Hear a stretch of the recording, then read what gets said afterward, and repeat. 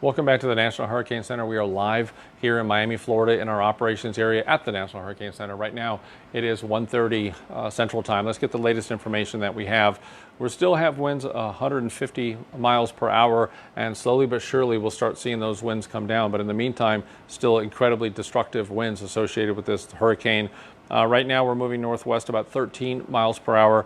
Right now the location, I was trying to look at the latest here, about 55 miles south-southwest of New Orleans. So that's the vital statistics on the storm right now. Right around that center, making landfall around Port Fourchon as a powerful Category 4 hurricane, which means there's some devastating damage down Port Fourchon, Grand Isle associated with these winds.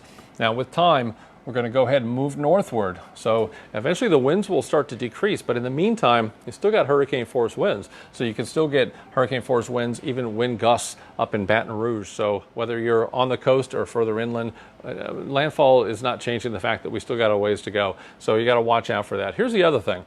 When you have movement towards the north, many times these individual cells, let's draw them. These individual cells look like they're moving fast because they are. They're going around a hurricane. But notice they're not moving much from an east to west standpoint. So some areas getting repetitive rainfall, and that's going to start accumulating not just around the center, but well away from the center. And some of these areas could actually produce some tornadoes as well. So you still got to be really mindful of some of the situation. Let's go ahead and look at the latest forecast that we have from the latest advisory.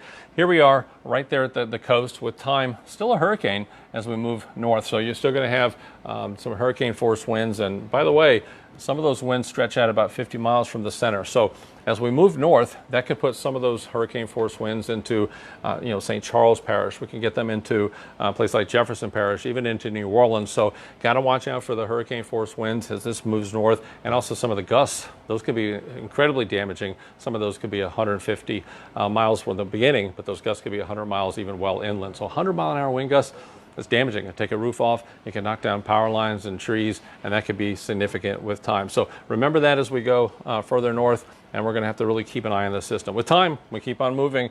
Tomorrow morning, it'll be into Mississippi, portions of Vicksburg and Natchez. Tuesday morning, getting into portions of Tennessee, and all that moisture is going to follow along with it. So still some significant impacts associated with this system. We're not over yet, and I really want to go back. I think it's worth looking at this right here. This is still the extreme wind warning right around the center. Any one of these areas along the center, it's going to take time for these winds to come down. So if you're in these areas, I hope not, but if you are, stay put. Stay indoors. We still have a long way to go associated with this system.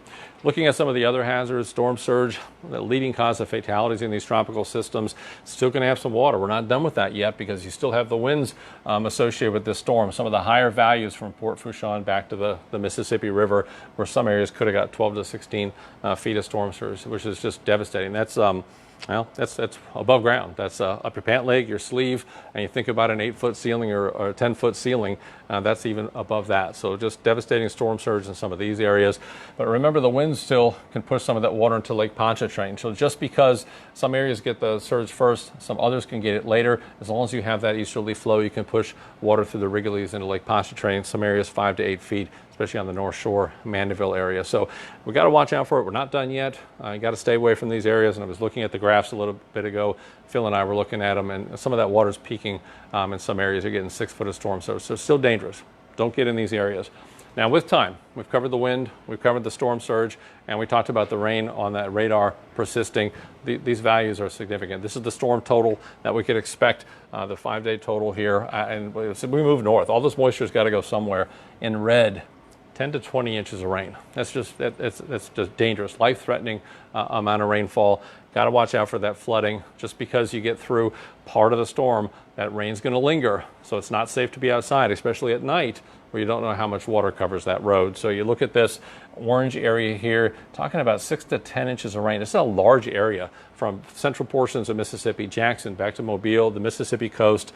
You're seeing some of that heavy rainfall. And remember, we saw that on the radar far away. Look at portions of Alabama down towards the Florida Panhandle, some places getting 4, maybe even starting to see some areas of 6 inches of rain, which could be dangerous. So the times to stay shelter in place, still got a long way to go. It's easy to say, well, we made landfall, but that doesn't mean the impacts go away. You still got a ways to go tonight into tomorrow. So shelter in place, don't be traveling, turn around, don't drown, And keep tuned to here at the Hurricane Center. We'll keep you posted with the latest updates from here live in Miami, Florida.